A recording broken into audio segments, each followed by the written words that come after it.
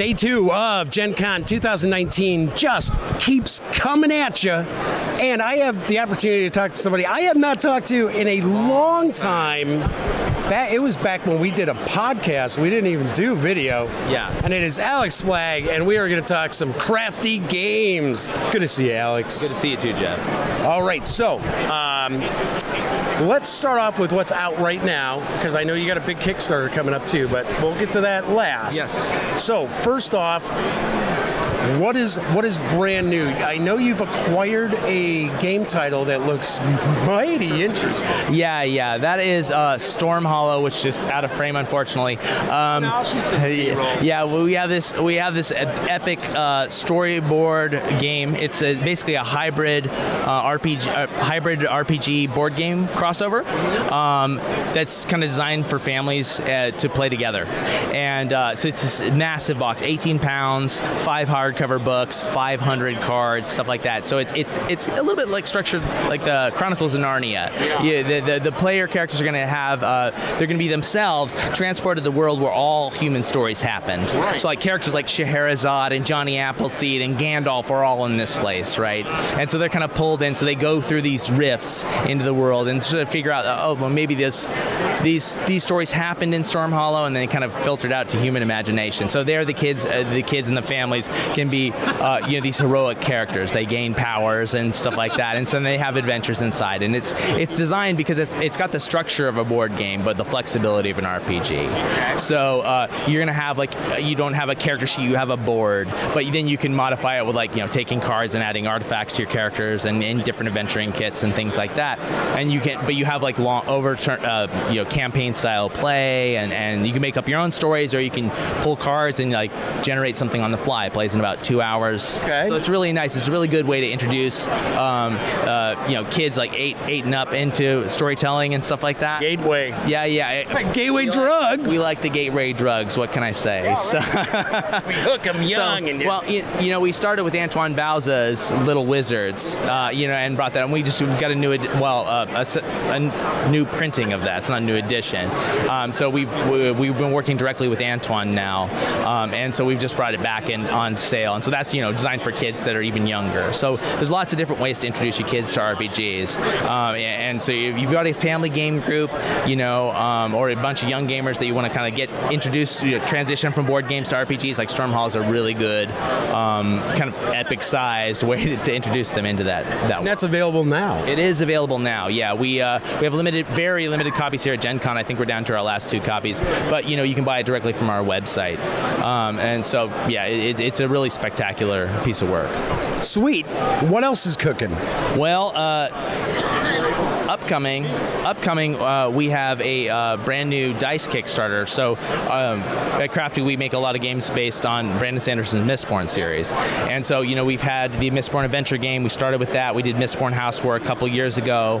We got a new expansion for Mistborn Housework called The Siege of Luthadel coming very soon. We got some, we're running prototypes here that are basically finished work. Sure.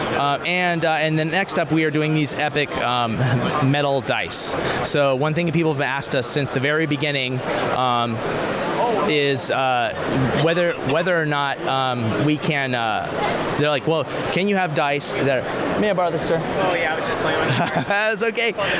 So people have been asking. So we have a special guest in the shot here, folks. Yeah. I'll get my head out of the way. No worries. So yeah, we. That happens a lot. We're all friends here at Gen Con. Yeah. So people have always asked us, are you going to make real metal dice? Because the magic of Mistborn is based around metals, people swallowing metals, using metals. So we went and did it. So we have these beautiful dice. Every single die has a different finish. They have the Mistborn symbol. It's like this here is the brass die. Looks like brass, right? It does. We have, I believe this is Duralumin. It's based on the description in the novels. We have black iron. So yeah, so all 20, it's going to come 20 unique dice, unique finishes, and design combinations with their own symbols. Then we're it's going to come in a collector's tin, and and then we'll have like custom trays to roll them in, so you have a damage table, and then we've got some pretty crazy stuff planned for stretch goals and whatnot. So yeah, that'll be coming in September. September. All right. Yeah. So let's talk a little bit about House War, because it is it's a board game that kind of caught my eye. I have never actually played it. Okay. And I'm kind of curious, and I'm sure there's probably some folks out there too, kind of curious. They're big fans of the Mistborn saga. Yeah. What does the board game do? Every player is representing a house, no doubt? Right. So the Mistborn adventure game is a traditional role-playing game. And this, you're going to be one of the your crew in that. Yeah, you're going to have this crew, and you want to go out there and do your Ocean's 11 heists and stick it to the man. Use your magic, stuff like that. Mistborn House War is a little closer to the novel. So the base game is set during the first Mistborn novel, Mistborn: The Final Empire. But instead of playing the A story, where you're recreating the adventures of the heroes, which I find kind of boring. Instead, we are playing the B story. You're playing the noble houses while the heroes are doing that. So it's a different way of looking at the narrative of the novel. Okay. So you're kind of living through the narrative of the novel from this house's perspective. So it's a game of negotiation and deal making. So basically, you are trying to broker deals to solve problems that face the empire and threaten your own control of the empire. So the game plays in about an hour and a half. The game ends when the Vin card, who's the heroine of the series, is either solved or erupts. So basically, her card leaves the board. The game is over. Or you also have this, and then high score wins. But you also have you're dealing with a revolution. A revolution is fomenting against you, and so and that's marked by this Kelsier pawn, and he's moving up this track of unrest. Unrest can never go down once it goes up. When it hits 8, the game immediately ends and low score wins, because basically the guillotines have come out.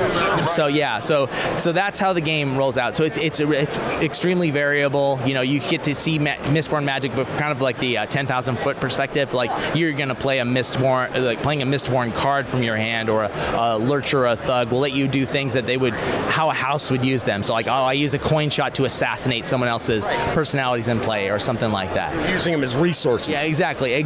And so and then you're gathering resources like Ska, the kind of peasant class, are all actually a resource in the game. So yeah, because you're using them to solve problems. So like, I'm gonna expend some Ska and some warriors to like solve this problem. So it's all thematically derived. Every card has a quote from the novel on it, stuff like that.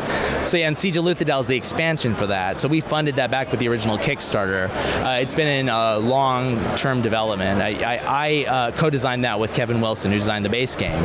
So we have Arkham Horror and many other games. In that one, we change a bit about how the game plays. It actually plays like almost like an alternate version, in that you're dealing with the Siege of Luthadel. So this is the story of the second Mistborn novel.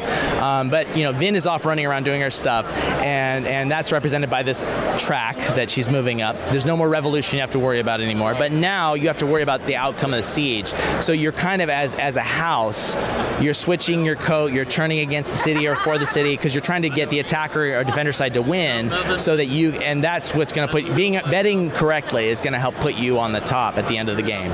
So it's a very different vibe. Everything's all the basic content's new, but it's in the form of the game that you liked before. So it's like a whole kind of fresh perspective on the game. Yeah. So when is that arriving? That'll probably be Q1 or Q2 next year. It just depends on how soon we go into full production. So approvals and stuff still have to happen, but I mean, everybody's seen it's really liked it. So anything you'd like to cover, Alex, that we haven't talked about? Not at the moment. I'd love to talk about our future plans, but I've learned. I know. I've learned the hard way not to overextend. Some people don't understand what like an embargo or off the record actually means. Yes, I do. Yes. That's why we have the cone of silence, to protect ourselves from that. So. Any final words you want to share with the audience?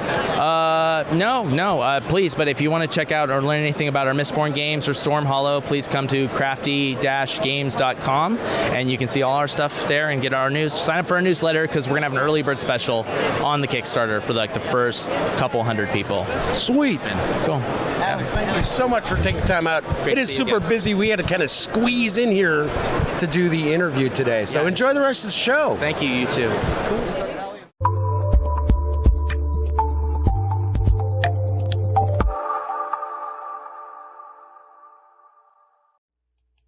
If you're ready for some more fun and you'd like to check out the latest episode of The Daily Dope, my live Monday through Friday show that airs at 7 p.m. Central right here on YouTube, click right here.